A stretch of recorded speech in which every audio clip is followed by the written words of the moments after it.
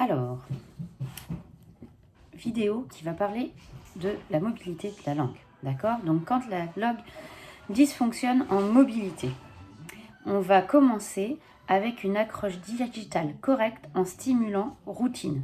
Toujours. D'accord? On fait un toucher et des passages ludiques. Toujours. D'accord? On va travailler deux choses, la mobilité passive et la mobilité active quand cela est possible. On demande toujours l'autorisation au bébé. Donc, comment travailler la mobilité pour l'extension?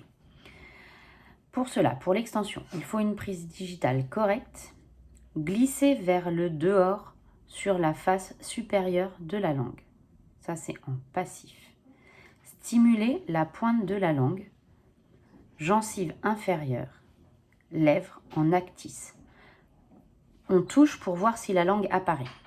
Routine, c'est du travail actif.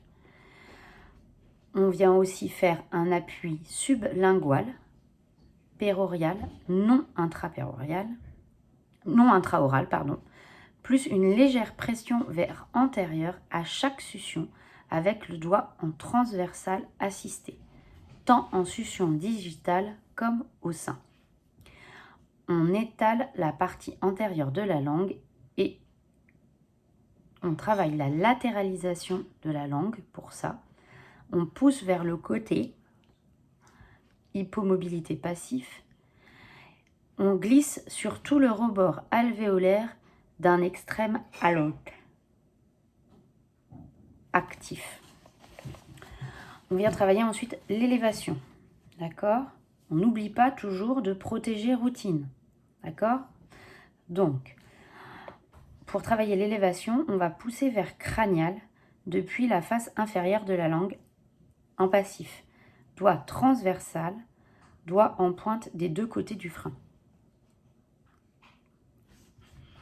On met les doigts sous la langue avec la pointe des deux doigts. D'accord? On stimule la partie dorsale de la pointe et du corps de la langue en actif pour qu'elle vienne nous chercher. Réflexe de succion avec succion digitale, flexion, extension digitale assistée. Palatoglosse, gratter les deux côtés du corps de la langue. Là, c'est passif. Pour stimuler le péristaltiste, on vient travailler le réflexe de succion avec une succion digitale, flexion, extension digitale, que ce soit en pronation ou en pronation d'avant-bras assisté. Pataglosse, on vient gratter sur les côtés de la langue. Ça, c'est pour le passif.